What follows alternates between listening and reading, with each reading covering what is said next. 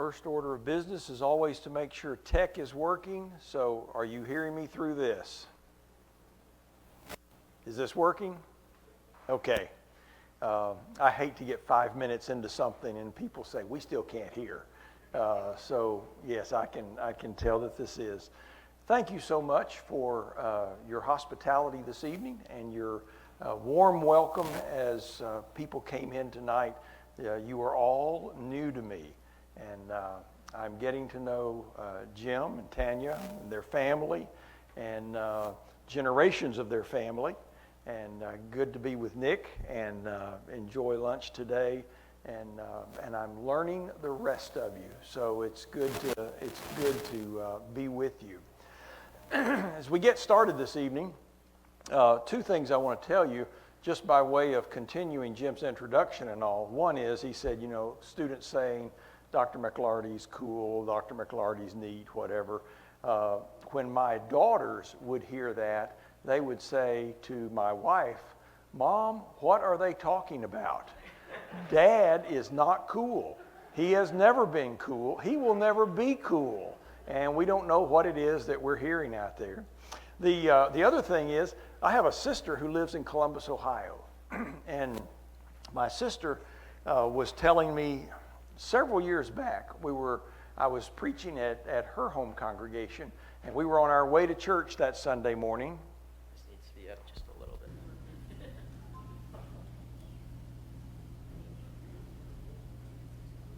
Down. See if that works. Okay. Is this better or worse? Worse. I can do something else. Can I stand behind this? Is that better? Huh? That would be better? This is better. Okay. Just pretend this is working well for me. So this is the V-neck on the sweater probably is my problem right here.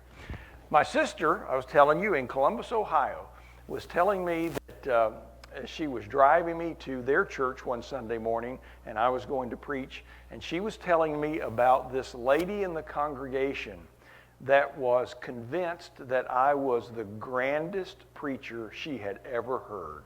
There was no better. And my sister's telling me this, and I'm wondering what's going on.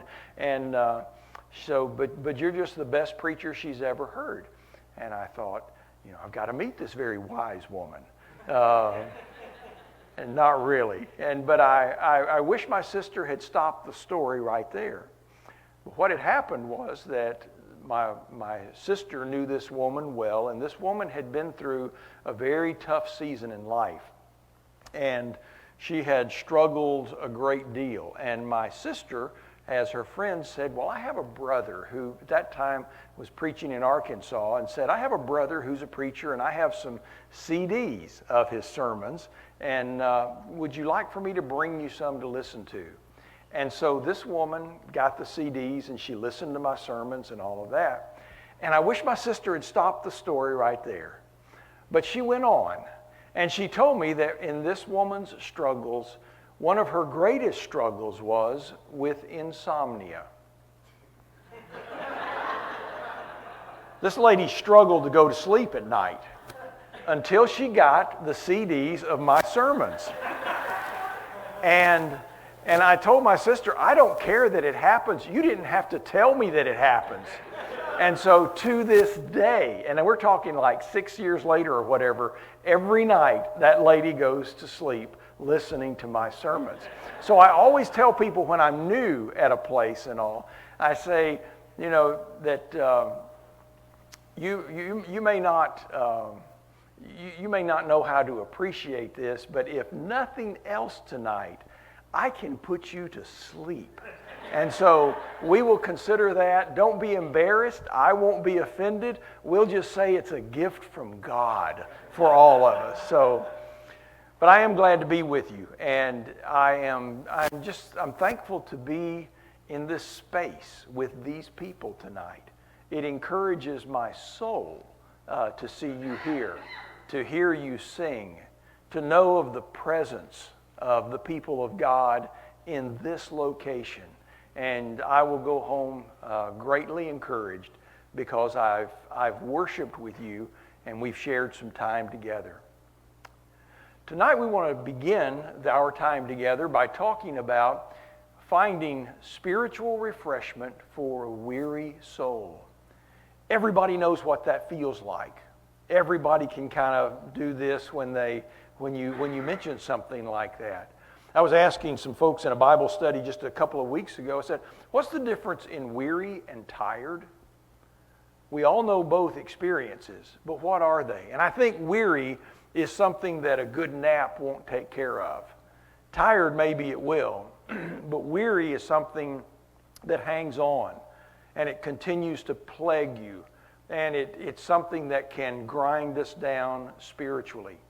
I want to begin tonight, and we're going to deal with this subject tonight and tomorrow night, but I want to begin with an image. I want to give you an image that is so important in my life about tending the inner fire.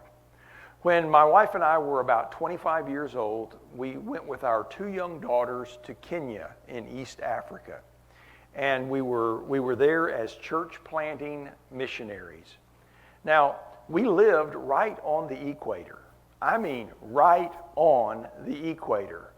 And when you say that to most Americans, they think hot, really, really hot. We lived right on the equator, but we lived at about 5,000 feet in elevation. And so when we left our driveway, if we went right, we would cross the equator. If we went left, we would cross the equator. We were sitting right on it. And so I grew up in Memphis, Tennessee, and summers in Memphis were just horrible. The asphalt melts. It's just insufferable.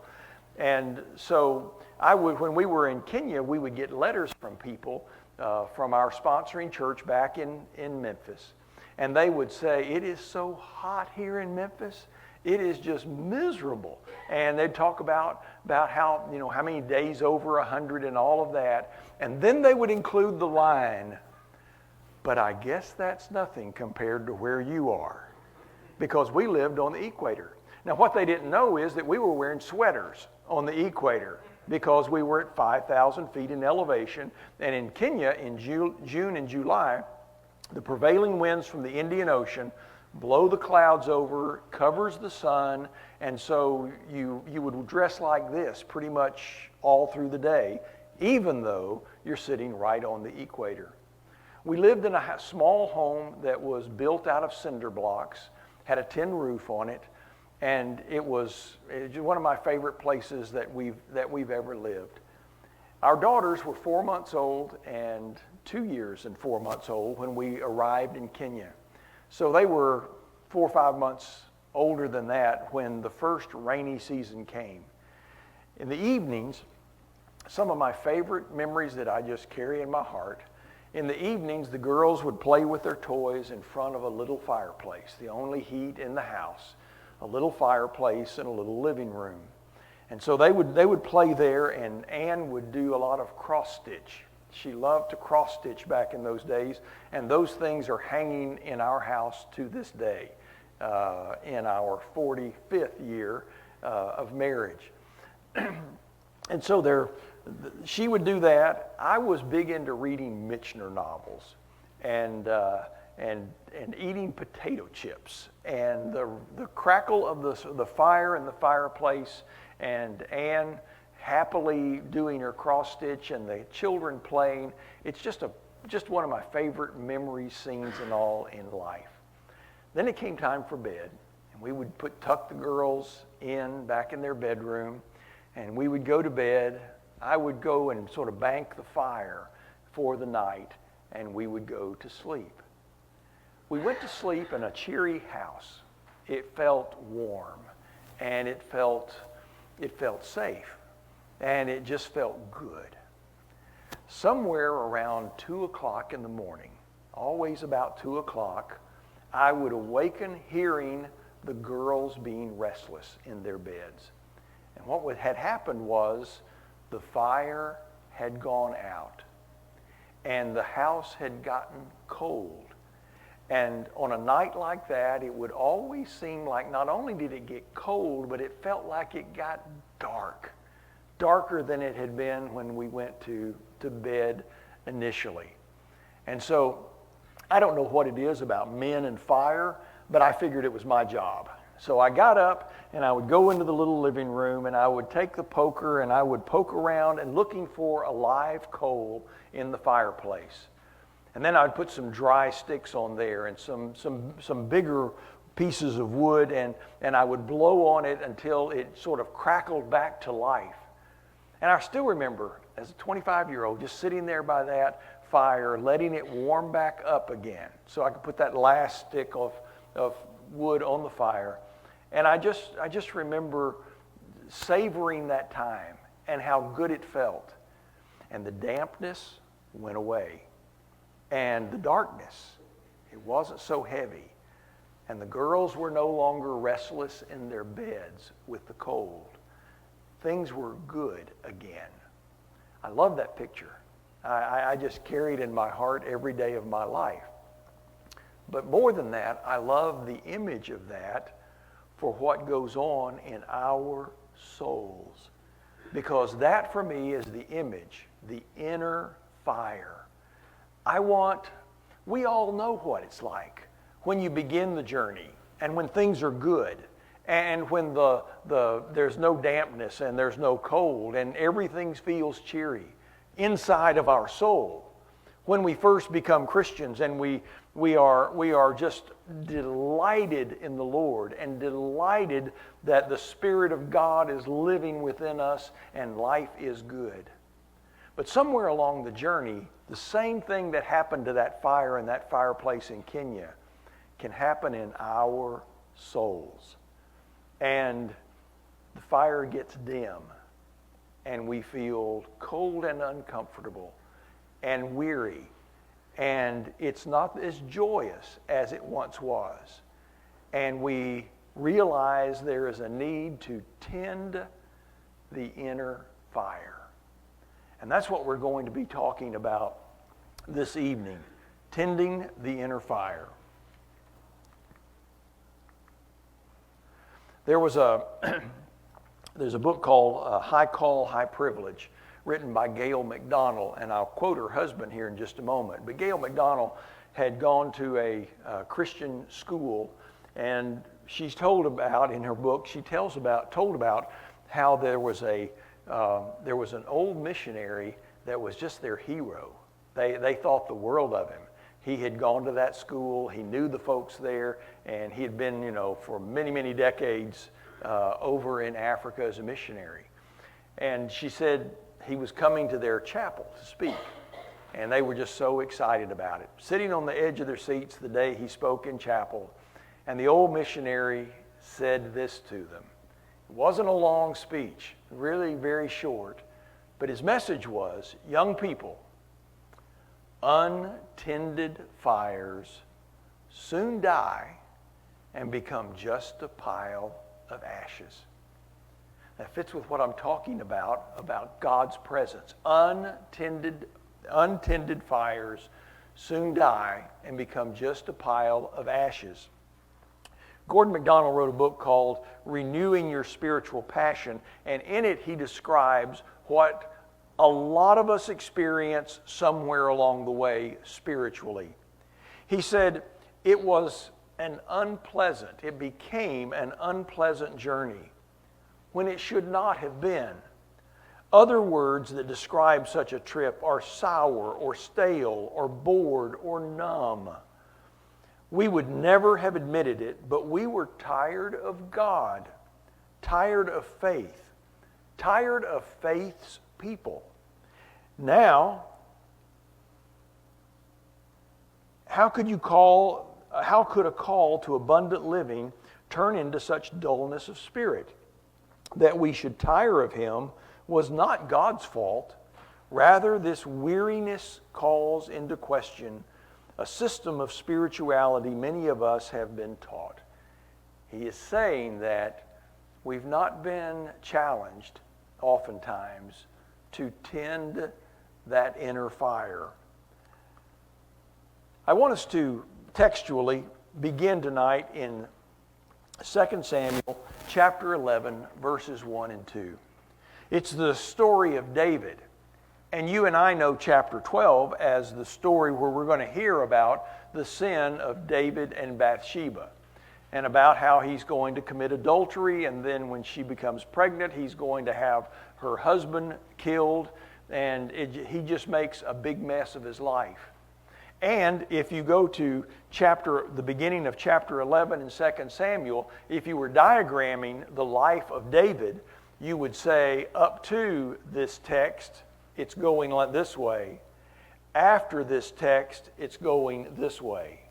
Because his life pretty much falls apart at this point because of this chapter. But we're not going to talk about the specifics of the sin of David and Bathsheba and all of that. What I want us to see are those first 2 verses of chapter 11. In the spring of the year, the time when kings go out to battle, David sent Joab and his servants with him and all Israel. And they ravaged the Ammonites, and they besieged Rabbah. But David remained at Jerusalem. Then it happened late one afternoon when David rose from his couch and was walking on the roof of the king's house that he saw from the roof, and we'll just let the rest of the story go. But what I want you to see is a king walking aimlessly on a roof. I want you to see a king who is not the great soldier he once was. A king who doesn't have his passion for the things of God, but a king that is letting the fire that's in the fireplace, letting it die out and become just a pile of ashes. Remember, this is the David who teaches us to pray through the Psalms. This is the David that at times has had spiritual passion in his soul, so intense that he would say he could taste and he could feel the power and the love and the holiness of God. This is the David who would say, my soul pants for God like a thirsty deer. My soul pants for God. This is the David who would say, the Lord is, He's my shepherd, and I shall not want. He gives me everything. He's everything that I need. Isn't it a wonderful thing to have this kind of love and this kind of relationship with God? Isn't it wonderful to know that God cares about us and He provides for us and He protects us? And isn't God just wonderful? And psalm after psalm in the Old Testament will speak of how glorious God is and how thrilled David is to have this relationship with the Lord. Now, take that picture and those memories and those words and bring that back here to 2 Samuel chapter 11 and look at the bored king. It's time to go out and do battle for the people of God, but this time I'm just not feeling it. And so he sends the people out with Joab to take care of business. And what's he doing? He's loitering. He's just kicking around aimlessly on the roof of the palace, tending the inner fire. David, what's the state of your inner fire? David, in terms of a roaring flame or just a pile of ashes, where is your soul right now with God? David, what have you done lately to put fuel on that fire or to fan those flames? David, what do you believe is called for from you to keep this fire on the inside going? So David is a bored king whose soul is in tremendous peril because he's not taking care of the things that need to be taken care of. The Apostle Paul, using language that just reminds us of this idea and reminds us of Kenya and all of those things. The Apostle Paul, as he writes to as he writes to Timothy in what probably is the last thing to ever come from the pen of the Apostle Paul. He's been on 3 missionary journeys. He's been through so much. He has laid it all on the line for the Lord. And now he is in Rome. He has been released, rearrested, and he's waiting now for what probably is going to be his death in Rome. And he writes to Timothy. Timothy, who's left in Ephesus. Timothy, who is the man that Paul has put his confidence in. And he writes to Timothy about what comes next. And Paul and Timothy, neither one know. Paul is at the stage in life where he's been such a leader in the church. And he's not ready. He's not ready to turn things over to the next generation. He still wants to help. He still wants to encourage. He still wants to problem solve. He still wants to preach the gospel. He's got so much to do. And Timothy loves having an Apostle Paul because there isn't a, when the hard times come or the unanswerable questions are asked, he can always say, let me write a letter to Paul. Let's see what Paul thinks. Timothy is a great, great servant, but he is not yet the man that the churches are going to listen to and that Timothy is going to go to when he has problems that he can't deal with. And the Apostle Paul writes to Timothy the last thing he probably ever wrote, a letter that I like to think of having tears on the parchment. Tears from the Apostle Paul because of his heart's breaking because he may never see Timothy again. And I like to think of it having the tears of Timothy on the parchment as he reads the words of the Apostle Paul. And he feels that the world is shifting and it's changing and he doesn't like it one bit. The Apostle Paul writes to him, to Timothy, my beloved child, I remind you to fan into flame the gift of God, which is in you through the laying on of my hands. For God gave us a spirit not of fear, but of power and of love and self-control. He in this text, he has talked about the faith that you have and the faith that came from your mother and your grandmother, and I know that it's in you right now. Timothy, I'm writing you, maybe writing you for the last time, maybe writing you and will never see you again. Timothy, I write you and I remind you to fan into flame, to tend that inner fire, to pay attention to your relationship with God.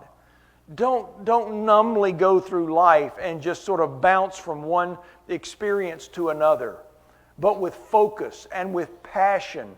Pursue God. Pursue God through your prayers and through your study. Pursue God so that you fan into flame this gift of God that He's given us. In the letter to the Hebrews, the Hebrew letter is, in maybe the best description of it, it was a really, really good sermon.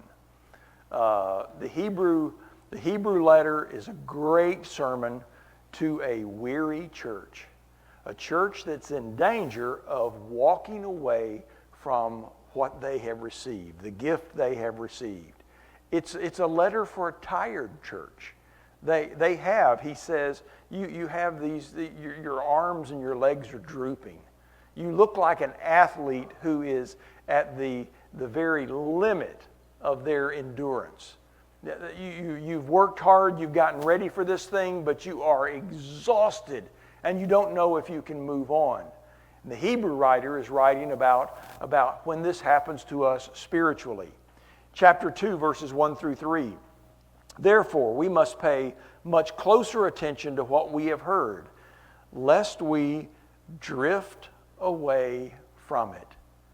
Again, this fits with all those other texts that we've looked at. lest we drift away from it. It's not the idea of waking up one day and saying, you know, I think I'm going to lose my faith today. I think I'm going to do something to ruin my life today. I don't think anybody wakes up with that kind of thought in their mind. But I think even like a David, I think a lot of people do wake up and don't think about what they're going to do that day, and don't think about the inner fire and what needs to be done. And what happens, the Hebrew writer says, is it's not that something explodes, but it's that something drifts. And you know that when things drift, oftentimes we don't even know what's going on. And yet we look up and we're not in the place that we thought we were. In chapter 5, verses 11 and 12, he says something about, since you have grown dull of hearing. How many times you've been in a church building? How many sermons have you heard? How many times have you taken the Lord's Supper? How many songs have you sung in a place like this? All of those are good things. But sometimes we grow weary of all of that. And we don't appreciate the significance of what we've just done or what we've just had the opportunity to experience. And so we grow dull of hearing. The Hebrew writer goes on and speaks of the danger of this and how that we can eventually, we can just have our consciences seared and we can drift, we can turn away from God. And he's trying through the whole letter to wake us up to that danger. In chapter 10, verses 32 through 39, he says, do not throw away your confidence. Once again, nobody would say, I want to throw away my confidence. I'm tired of having confidence in the Lord. Nobody would do that. That would just be absolutely crazy. But we can ignore it, and we can become distracted, and we can become weary and be in danger of throwing away our confidence. And then finally in chapter 12, therefore, lift your drooping hands and strengthen your weak knees. Isn't that powerful language? He calls out what's going on with them. You have, spiritually speaking, you have drooping hands, and you need to lift them up. And you have weak knees that need to be strengthened. Well, what about Jesus and the inner fire? One writer has said about Jesus and the inner fire that everybody wants to be like Jesus on game day. Everybody wants to be like Jesus when we read those stories in the Gospels and he's ready and he is on fire and he's strong and he does the right thing. And he said, you know what we're like a lot? We're a lot like people who watch the Olympics and we think, I want to be that person. I don't want to get up at 5 in the morning. I don't want to run 10 miles every day. I don't want my muscles to ache like their muscles ache, but I want to be like that person. I want to be like that person on game day. I want to be an all-American football player, but I don't want to go through all of the suffering and all of the coaching and all of just the weariness that goes with that. And he said, it's sort of like that. We're like that with Jesus. We want to be like Jesus on game day, but we don't do the things Jesus did to be ready for game day. And one of the texts that I think is probably just one of the clearest this subject, in Mark chapter 1, picking up in verse 32, Mark records that evening at sundown, they brought to him all who were sick or oppressed by demons. And the whole city was gathered together at the door, and he healed many who were sick with various diseases, and cast out many demons. And he would not permit the demons to speak, because they knew him. Now that's just a description of a day in the life of Jesus.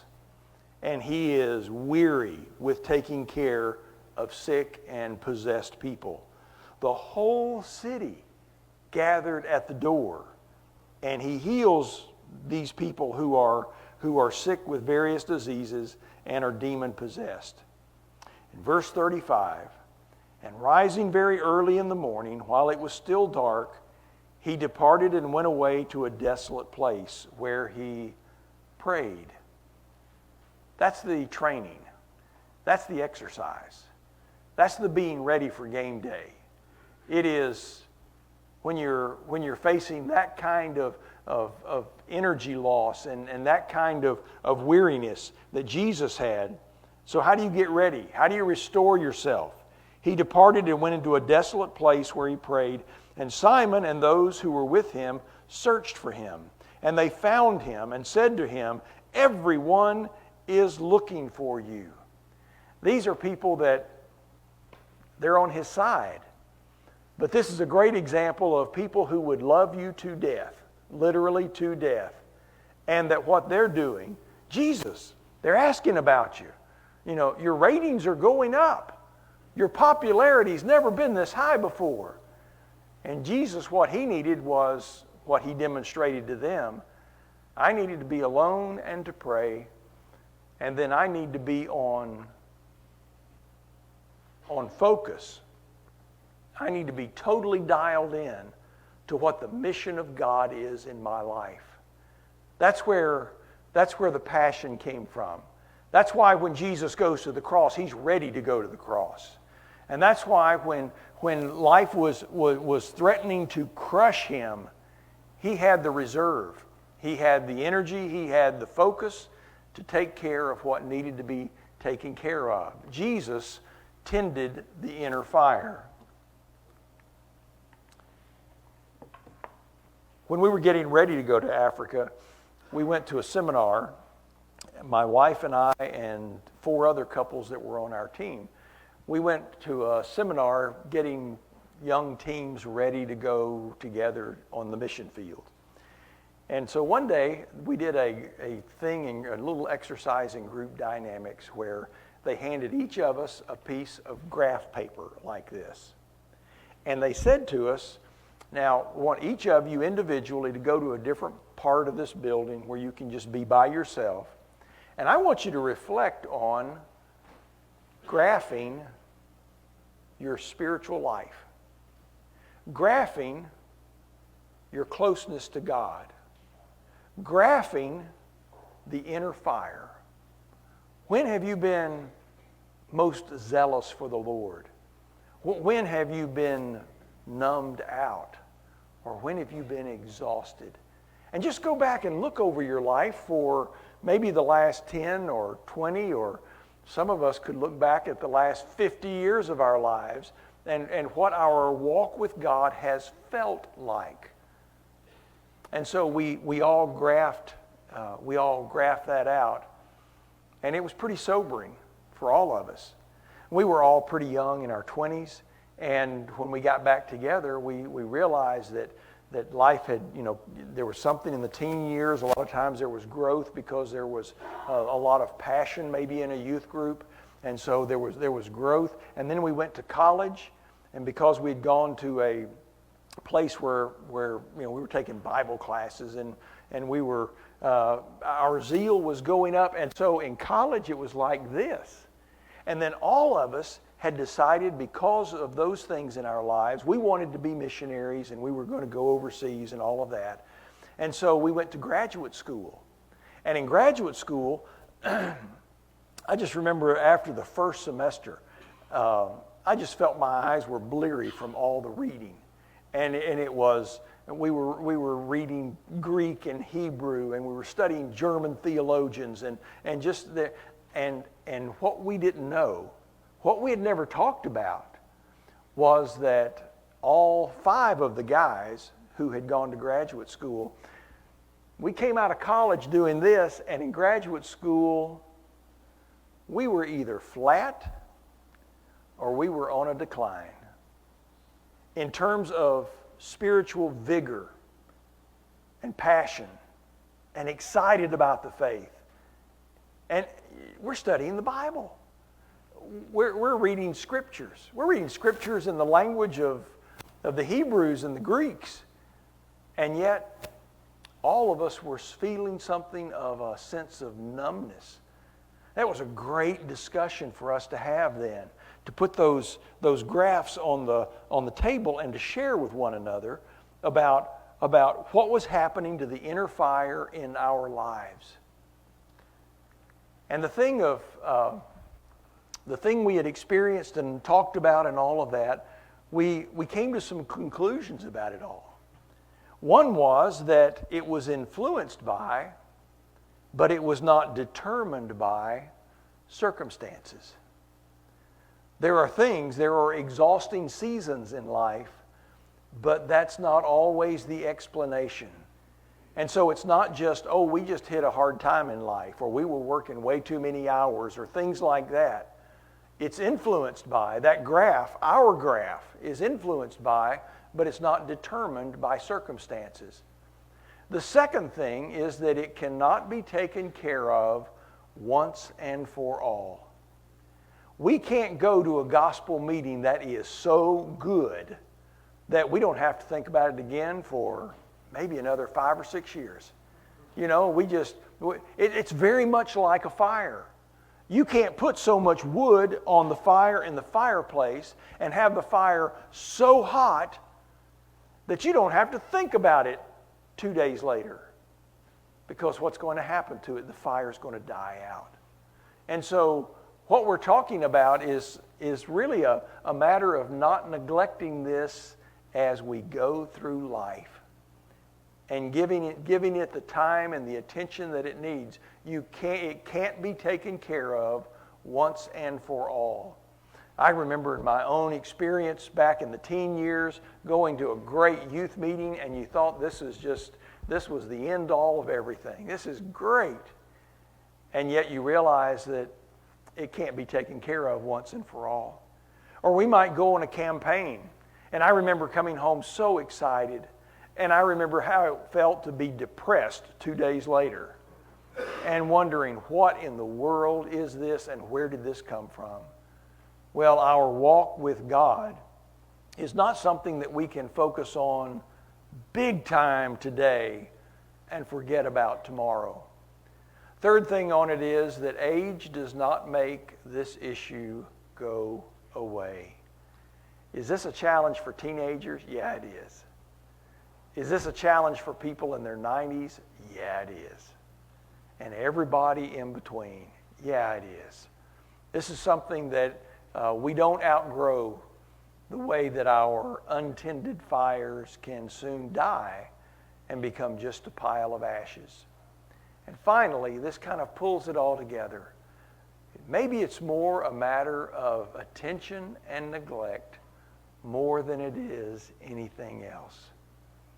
Do I continue in being with the church? Do I continue in reading the Scriptures, the Word of God? Do I continue in making the decisions to be obedient day in and day out? Do I continue to commune with the Lord in prayer? All acts that are a part of tending that inner fire. My prayer for all of us tonight is that with David as our example, and with the Apostle Paul as our example, and as that young mission team filling out those graphs, charting our spirituality as an example, that all of us tonight will be challenged and asking, are we tending the inner fire or not? Because let me say it one last time, untended fires soon die and become just a pile of ashes. Tonight there may be some here who want to become Christians. You haven't done it yet. And it's the most thrilling, exciting, marvelous thing that can happen in your life. To come to Jesus and to say, I can't do this by myself. And my heart is now open to your love. and I turn away from sin and I turn to following you when you say, as Jesus did to so many, follow me. And I'm ready to turn and follow you and to be baptized into Christ tonight, to participate. I love that word, to participate in his death and his burial and his resurrection, so that we might all rise to walk in newness of life. Or maybe this evening, you've been a Christian for 30 years. And maybe you have identified with what's been said tonight about the inner fire. I would encourage you to make a resolution, make a promise to God here in this place at this time. It may be that you want to do it before the church. It may be that you just want to where you stand, to resolve in your heart, Lord, wake me up. I've been in a stupor. I haven't been focused like I need to be. Lord, revive my spirit. Renew my zeal. It may be that you need to come before the brethren. I don't know this church yet and won't know you real deeply by the time I leave, but I like what I see. And I have full confidence that if you bring a burden before this church and you say, I've got a spiritual burden that's breaking my back and I can't carry it by myself, I need your help. I have every confidence in the world that these good people will join you in carrying that burden. I just feel that in my bones just from experiencing your warmth as I came in this evening. Tending the inner fire. Finding spiritual refreshment for a weary soul. I believe the Lord offers it freely and joyfully tonight. I believe that there's an answer for every single one of us. Whatever it is that you need to do, I believe the Lord and this church will meet you where you are. In whatever way each of us needs to respond to the Lord this evening, I pray that we will do so. And we'll encourage each other as we stand and sing.